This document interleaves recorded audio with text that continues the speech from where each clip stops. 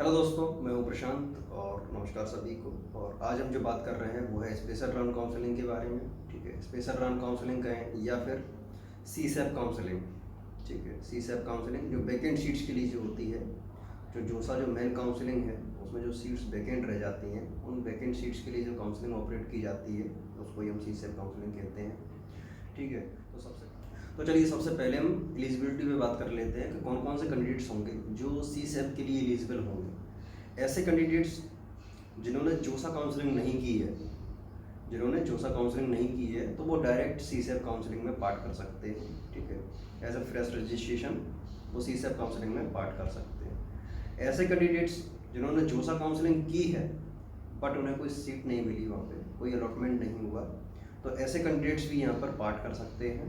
ठीक है, और दूसरी चीज़ ये है कि ऐसे कैंडिडेट्स जिन्हें जोसा में कोई सीट्स मिली है और उसको रिटेन रखते हुए वो यहाँ पर पार्ट करना चाहते हैं, तो उसका एक दो पॉइंट्स हैं उसमें कि अगर आपको एक ऐसी सीट मिली है, वो आईआईटी की सीट है, अगर आपका जो अलॉटमेंट हुआ है जोसा में, अगर वो आईआईटी की सीट है तो आप उसको अलॉटमेंट नहीं कर सकते, क्योंकि जोसा में आईआईटी भी अलॉट होते हैं और एनआईटी सिस्टम भी अलॉट होता है।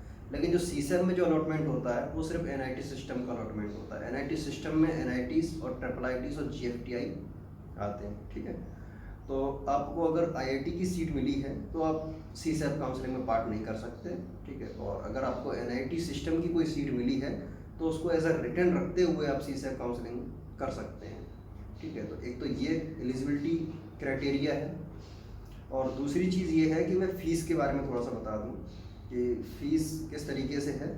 जो पार्शियल एडमिशन फ़ीस है, सीट एक्सेप्टेंस फ़ीस है, तो जैसे आपने जैसे मान लीजिए आपने जोसा में कोई पार्ट नहीं किया, ठीक है, तो आपको फिर कोई मतलब ही नहीं है जोसा से, और फिर आप डायरेक्ट यहाँ पे रजिस्ट्रेशन फ़ीस देंगे और फिर पार्शियल एडमिशन फ़ीस देंगे, और उसके बाद आपको सीट मिलती है तो सीट एक्सेप्टेंस फ़ीस, और फिर आपको डायरेक्ट कॉलेज।